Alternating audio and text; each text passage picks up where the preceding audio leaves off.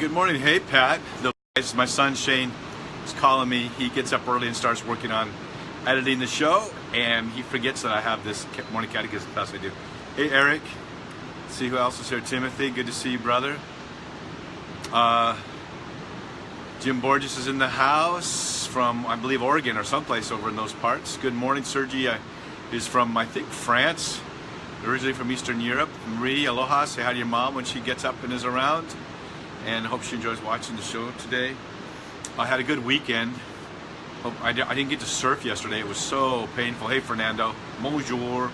I was over in, we went south after Mass and watched QSL surfing event, pro men and women's surfing event. And it was so hard to sit on the beach and watch these beautiful waves and not get to paddle out. By the time we got back, it was too late to go out. So hopefully I'll get some water time in today. But we're glad to be here with you guys. I don't know if you listen to EWTN Morning Show, but every Monday morning I'm on there for about 10 minutes just before I come on here and get to talk with Matt Swaim, who I really love. Hey, Timothy Shea, aloha. Haole makihiki ho, Happy New Year. So we're in the Catechism. We're on paragraph 1362, and we're digging deep, learning to understand the Eucharist. And today, I'm working on my book, sitting over here working on my new book called The Man Cave. Hey, Jerry. And in there, today with Matt, I talked about one of the man caves that probably all of us know if we took Philosophy 101, and that is Plato's cave, about the man who was the image of the man down in a cave, kind of chained to the wall with his neck against the wall, so he couldn't see anyone around him. And all I could see is on the opposite wall these shadows of images going across the wall. And it's created because behind the wall where he is, it's more like a solid fence. People are walking and carrying objects, and then on the other side of them is a fire, so it's throwing a shadow on the opposite wall. And so his whole life he thinks that's what's real, is the shadows, the form, in other words. But for us, but in reality, then later they bring him out of the cave, and they had to bring him out kicking and screaming, and finally goes, oh my gosh, that there is such a thing as a real pot. There's such a thing as a real apple or a banana or something. He could see not just the shadow, but the reality of it. And that's when we even see Paul, who was trained in Greek philosophy. He was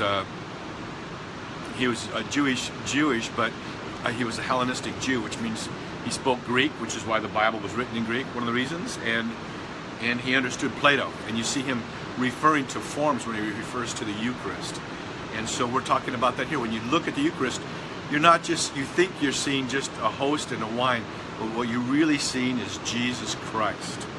And that's what we're going deep in here with the Eucharist.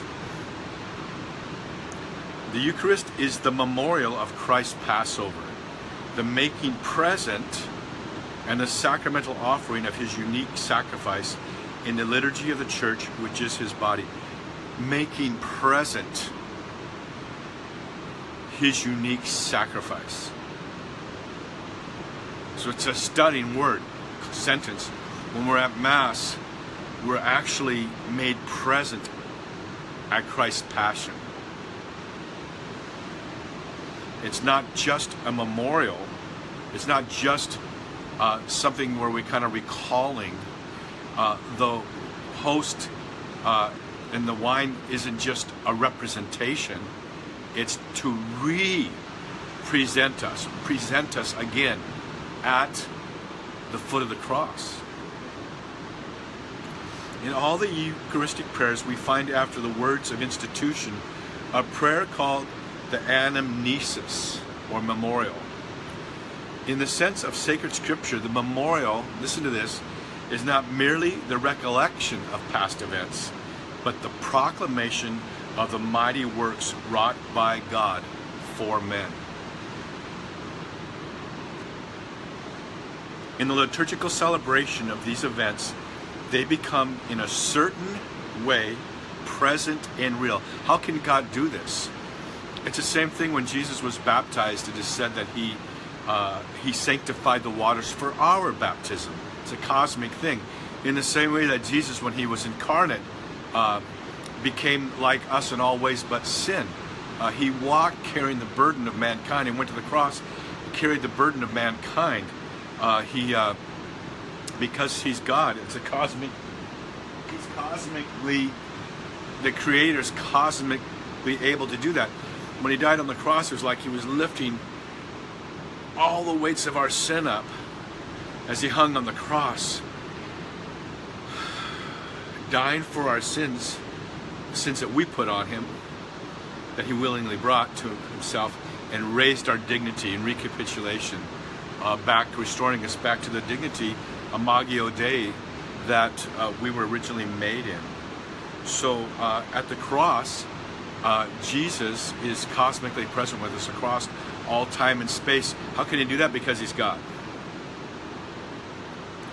This is how Israel, by the way, understands its liberation from Egypt. Every time Passover is celebrated, the Exodus events are made present in the memory of the believers so that they can conform their lives to them. Good morning, Rich. We'll pray for Fiona. Oh, how beautiful. I love the Carmelites. In the New Testament, the memorial takes on new meaning. When the church celebrates the Eucharist, she commemorates Christ's Passover, and it is made present. The sacrifice Christ offered once for all on the cross remains ever present. As often as the sacrifice of the cross, by which Christ, our Pasch, has been sacrificed, is celebrated on the altar, the work of our redemption is carried out, and it is work. Isn't it interesting? Hang on, I gotta turn on this light here. It might help a little bit. The sun is brightening up. Also, just an excuse to get another cup of coffee.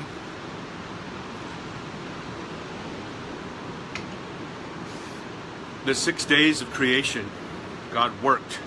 The seventh day, he rested. He saw all that he had made and he said it was good. And all that was left for Adam and Eve to do was say, yes, Lord, I receive this gift. On the cross, Jesus did another kind of work, not the work of creation, but of recreation, of redemption, of salvation. And on the cross, he said, it is finished. He had done what he had come to do. He had completed that work in that sense. And what was our job? To receive that. And then his resurrection. But we know that through our life, God is always at work to bring together for the good all things. Work out together for the good. There's work involved. God is still working in your life.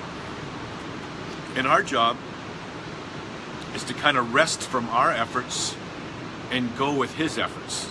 Our job is to kind of rest from our agendas and begin to find out what his will is for our life and to flow with that. Every surfer knows what it means to flow with God's will. We know how to surf a wave.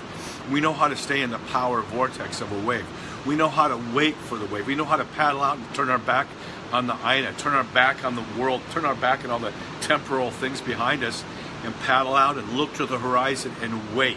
Surfers wait more than they surf. As Christians, we need to learn to wait upon the Lord.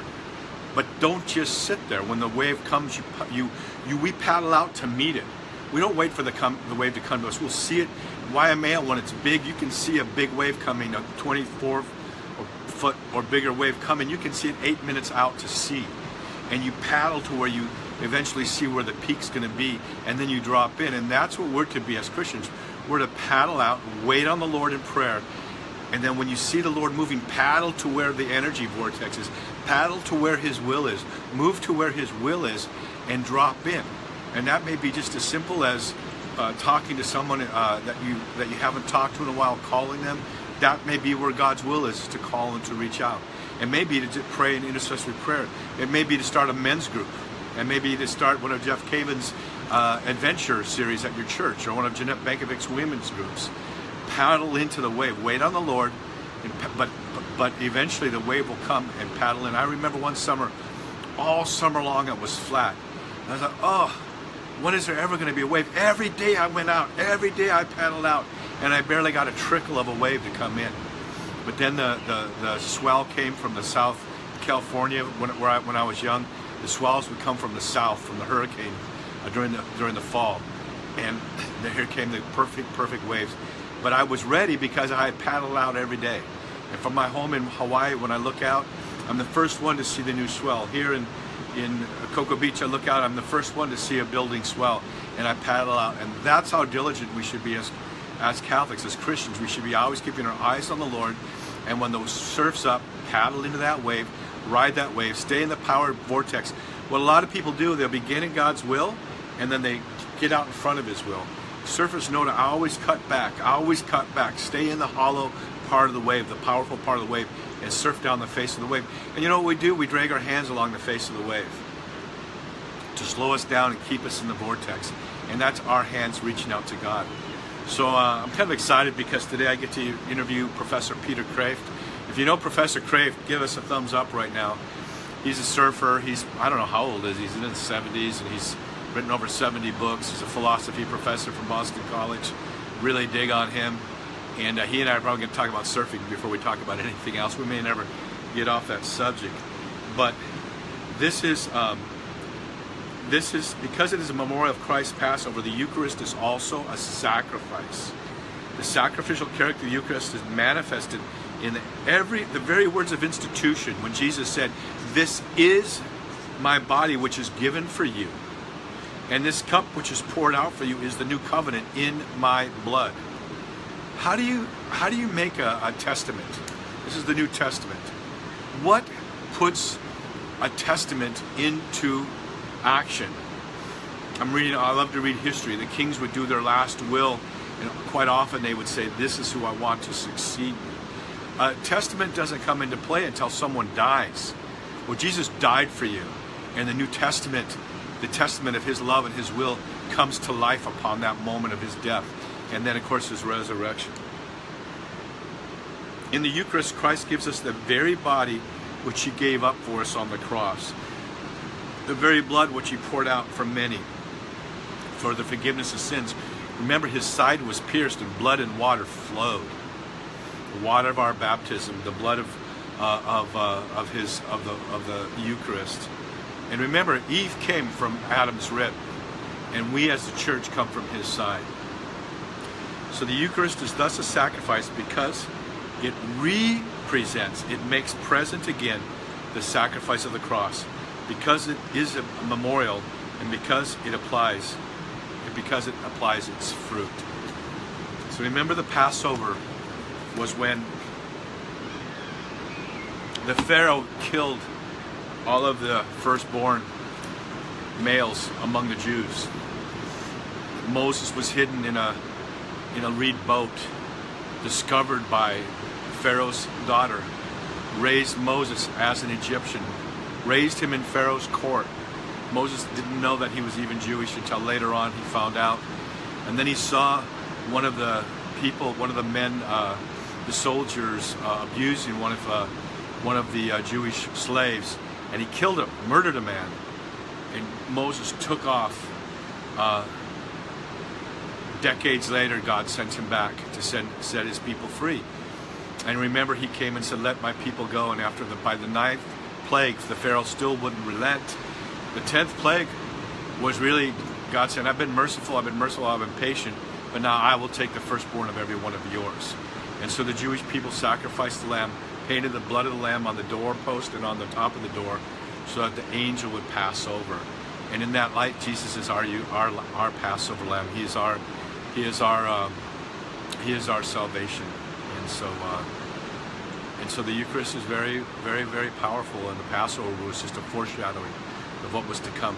I'll let you guys enjoy a little bit of the sunrise. Then I'm going to sit down, have a second cup of coffee, work for a few minutes on my new book, The Man Cave. For all you men that are watching, if you're not a member of Bear's Man Cave, what are you doing? Go to bearwoznick.com. It's going to cost you $10 a month. It's way too much money to blow. But you get to be a part of Bear's Man Cave, support our ministry, and then you become part of a private Facebook group, and you join our men's group, our men's meetings every couple of weeks. We have a Man Cave meetup over video chat. You can't join it any other way, though, by going to my Man Cave. So don't go look for the Facebook group on Facebook. Go to the Man Cave, bearwoznick.com. Join the pack there. I love you guys. Keep praying for our ministry. I feel overwhelmed with way too much, way too much that I can handle. But I know by God's grace I can. I know you feel that overwhelming feeling sometimes too. Just stay the course. Nomine Patris et Filii et Spiritus Sanctus. Viva Cristo Rey. Viva Cristo Rey. Hey George, good to see you. We're just leaving, brother. Aloha. Hey, share the video. Become an evangelist. Share this on Facebook. Ahui ho until we meet again.